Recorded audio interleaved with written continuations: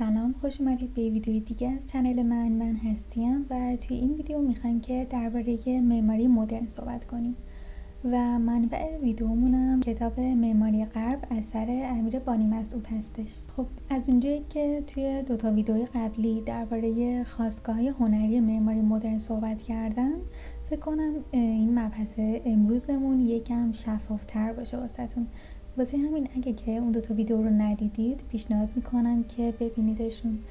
بریم که ویدیو رو داشته باشیم. مدرنیسم به جنبش گفته میشه که بین سالهای 1890 تا 1940 در اروپا اتفاق افتاد و این جنبش فقط در هنر نبود، یعنی که این جنبش در تمام جهات زندگی یک انسان در اروپا تاثیر داشت. خود واژه مدرن ریشه در کلمه لاتین مودو داره که به معنی تازگی و گذشته بسیار نزدیکه. مدرنیسم در معماری در قالب سبک بین المللی ظاهر شد و به دنبال اصولی بود که توی اون قواعد ساخت و ساز برای ساخت مرکز تجاری یا خونه سازی همشون از یک سری قواعد خاصی تبعیت میکردن. این معماری جدید قرار بود که یک نظم خردمندانه و کاربردی داشته باشه و از موادی مثل شیشه، بتون و فولاد استفاده کنه که مواد جدیدی به حساب می اومدن توی اون دوره و تزیینات غیر ضروری هم حذف بشه.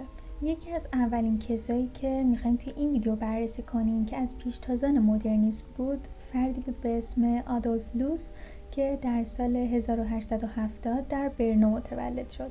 اون بعد از اتمام تحصیلات معماریش به مدت 3 سال رفت به آمریکا و اونجا با کار معماران مکتب شیکاگو آشنا شد. اولین مقالش هم در سال 1908 چاپ شد که به یک شهرت جهانی رسید و این شهرت اونو به عنوان نظریه پرداز معماری مدرن مطرح کرد. اون سالها در وین همراه بقیه معماران مدرن پروژه‌های زیادی رو طراحی کرد و نهایتاً هم در سال 1933 درگذشت. مقاله لوس به عنوان تزیین و جنایت یکی از مهمترین مقالات در معماری مدرن مطرح میشه. اون داخل این مقاله یک مقایسه تمثیلی بین تزیین و فساد و خالکوبی و جنایت انجام داده، به این معنی که اون تزیینات داخل ساختمون رو یک جور حرکت اشتباه و بیفایده میدونسته، همونطور که انسان مدرنی که خالکوبی میکنن هم یک جور جنایتکار میدونسته و عقیده داشته که تزیینات عمر مفید اشیاء و وسایل رو کاهش میده و زیبایی شناسیش هم ریشه در فرهنگ مد روز داره. نمود عینی عقاید و طرز فکر لوس رو ما میتونیم به صورت کاملا واضح داخل پروژه هایی که طراحی کرده ببینیم. ساختمانای اون عموماً یه سطح سفید و بدون تزیینات دارن که از همین جهت معمولاً با کارهای لوکوربوزیه مقایسه میشن و سطوح صیقلی که استفاده میکنه معمولاً هیچ حاشیه اضافه و گچبری ندارن. از مهمترین این پروژه ها میتونیم به خانه اشتاینر و ساختمان اداری مرکزی گلدمن و زالاش در وین اشاره کنیم. خب میرسیم به اولین بنایی که میخوایم از این معمار بررسی کنیم، یعنی خانه اشتاینر. این خونه معرف سبک معماری لوس هستش. نمای ساختمون بتونی و متقارن ساخته شده و پلان همکفش هم سیال و با سلسله مراتب فضایی جدیدی طراحی شده و اون همچنین برای رعایت مقررات ساختمانی که در جهت مشرف به خیابون فقط یک طبقه مجاز بوده، سقف بنا رو تا حد مجاز پایین آورده. سازه حجمی ساختمونم تا جایی ممکن بدون تزیینات و برجستگی طراحی شده. بنای دومی که از لوس میخوایم بررسی کنیم ساختمون اداری مرکزی گلدمن و زالاش هستش. همونطور که میتونید ببینید نمای اصلی ساختمون بدون هیچ تزییناتی و دور از هر گونه تجملاتی مثل یک ستون دوریک یونانی خشک و بدون انعطاف ساخته شده. طرح بنا بعداً به دلیل اعتراضات مردمی و دولتی درش تجدید نظر شد و قاب‌های و پنجره‌های نمای ساختمون اضافه شد. موقعیت ساختمون به خاطر قرارگیریش در سایت به صورت المانند طراحی شده و همین نکته یه سیالیت خاصی رو تو معماری داخلیش ایجاد کرده. این تصویری هم که میبینید یک بیان طنزگونه از در واقع نمای ساختمونی که توی اون دوران کشیدن و احتمالاً دلیل اصلی هم هستش که این نما رو بعدها تغییر دادن. خب خب میریم سراغ لو کوربوزیه که یکی دیگه از معمارانی هستش که پیشتاز معماری مدرن هستن.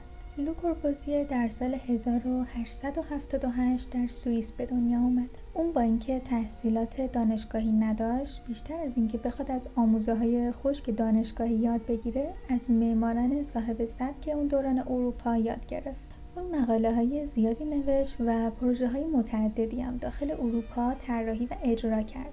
و لو کوربوزیه نهایتاً در سال 1965 در فرانسه درگذشت. اون مجموعه مقالاتش رو به اسم به سوی یک معماری چاپ کرد که یکی از مهمترین و تاثیرگذارترین مقالات در حیطه معماری مدرن حساب میشه. لو کوربوزیه به ماشین به عنوان یک الگوی ذهنی که اصول طراحی مدرن ازش ریشه گرفته نگاه میکرد و ماشین رو یکی از بزرگترین دستاوردهای بشری میدونست. اون چیزی که از صحبت‌های لو کوربوزیه میفهمیم، مثل اون حرفش که گفته خونه ماشینیه برای زندگی کردن، اینه که دنیای تکنولوژی تولیدات زیادی داره، مثل ماشین و هواپیما، و تمامی این تولیدات طی یک برنامه منطقی و عقلانی و فقط هم در جهت برآورده کردن اون هدفی که براش ساخته شدن طراحی میشن. و خواسته لو کوربوزیه هم ساخته شدن همچین فرایندی برای خونه‌سازی و معماری بود، یعنی یک برنامه دقیق برای برآورده شدن مقصد. میرسیم به اولین بنایی که میخوایم از لو کوربوزیه بررسی کنیم، یعنی ویلا ساوا. طرح معماری ویلا ساوا بین سالهای 1928 و 1929 در پوآسی به اجرا در اومد. طرح این ویلا نشون دهنده مطالعات معماری لو کوربوزیه است که به عنوان 5 نکته یک معماری جدید تدوین شد. اولین نکته و اصل پیلوتی‌ها هستند، یعنی ساختمونایی که بر فراز ستون‌ها طراحی شدن، در هوا معلقن و فضای سبز تا زیر ساختمون ادامه پیدا کرده. دومین اصل روف گاردن یا وجود باغچه‌هایی روی پشت بوم هستش که توسط بتون مسلح که یک ابزار جدیدی بود به وجود اومده. سومین اصل پلان‌های آزاده، یعنی که تا قبل از اون دیوارهای باربر همیشه از پی شروع می‌شدن، روی هم قرار می گرفتن و اینطوری طبقات همکف و طبقات بالاییش در واقع یک شکل یکسانی داشتن. واسه همین پلان شاید در طراحیش آزادی عملی دیده نمی شد و به همون دیوارهای باربر محدود می شد، ولی بتون مسلح همین اصل رو هم در معماری تغییر داد. اصل چهارم پنجره های نواری افقیه. پنجره یکی از عناصر مهم خونه است و بتون مسلح یک انقلابی رو در تاریخچه پنجره سازی به وجود آورد، به شکلی که بعد از اون دیگه پنجره ها میتونستن از یک جهت خونه تا طرف دیگه ادامه داشته باشن. پنجمین و آخرین اصل اون هم نمای آزاده.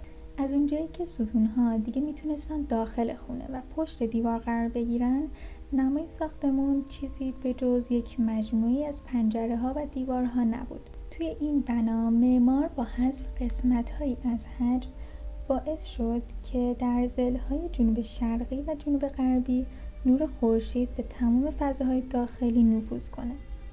پلان ویلا بر اساس یک شبکه بندی از ستون‌های بتون مسلح طراحی شده. طبقه اول ساختمون شامل محوطه اصلی زندگی و 2 باغچه کوچیک و بزرگ هم شامل میشه.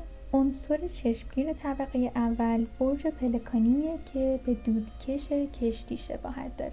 خب دومین بنایی که میخواییم از لو کوربوزیه بررسی کنیم آپارتمان‌های مارسی هستن.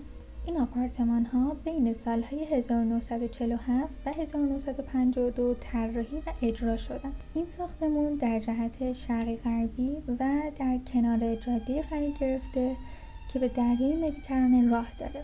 این مجموعه گنجایش 1600 نفر رو داره و 337 آپارتمان در 23 تیپ به شکل دوبلکس و در 8 طبقه توزیع شده.